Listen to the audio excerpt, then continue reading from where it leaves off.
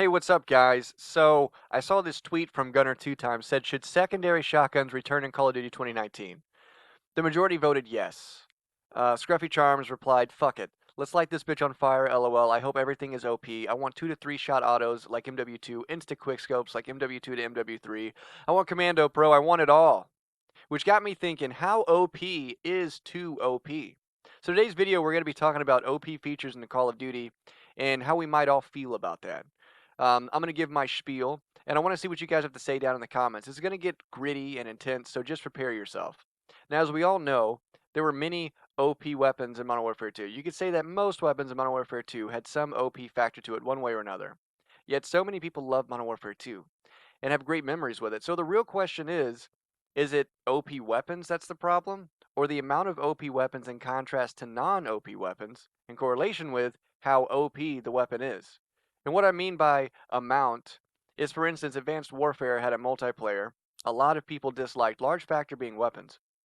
It had all these weapons that were balanced around the same, and then they added in a bunch of OP weapons that you could only get through supply drops. So, because there was a small number of OP weapons that not everybody had, compared to the standard weapons that came with the game, it didn't sit well with fans.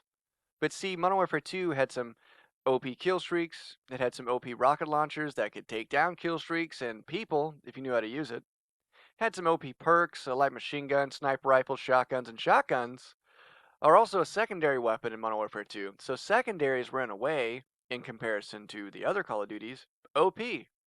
The thing is, for every OP weapon, there was another OP weapon or OP feature in the game that could counter it, which made the game so much more fun, and in a way kind of balanced itself. Even the design of the maps allowed for players to be in OP positions, if you had the skill to get to a lot of them.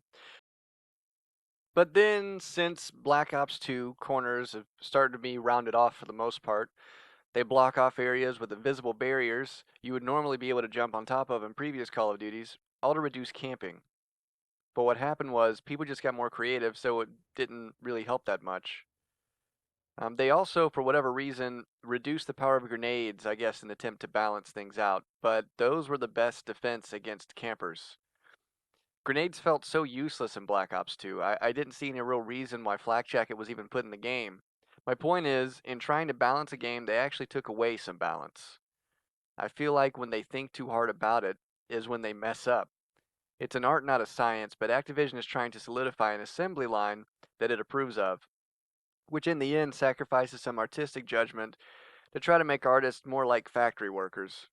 Now, I know it's not all Activision. I know that some blame is on development teams themselves. I get that. But back to the topic at hand. If everything is in some way OP, but not super OP, and the maps allow more exploration and reduce invisible barrier limitations, it opens up so many more possibilities within the gameplay itself. Events and kills that cannot be recreated. Those were the moments that I still remember from a game that came out 10 years ago. I don't remember jack shit from Infinite Warfare, Advanced Warfare, Black Ops 3, and I've got videos of me playing those games. They just were not memorable.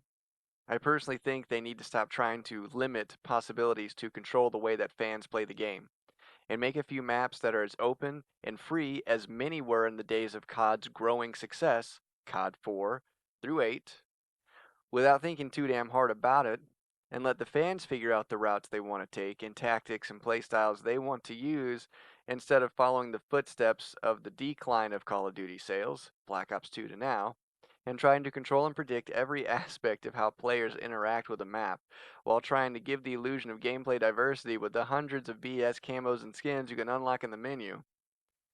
And for the developers out there, this may have not been your intention, but for a lot of us, this is what it feels like. I know it does for me. Now, I don't mean to sound harsh, but I feel like a lot of this is something a lot of players, especially the OG players out there, have been thinking for a long time but struggle to put into words. That's my overall view of what's good, bad, and ugly when it comes to OP aspects of the past Call of Duties.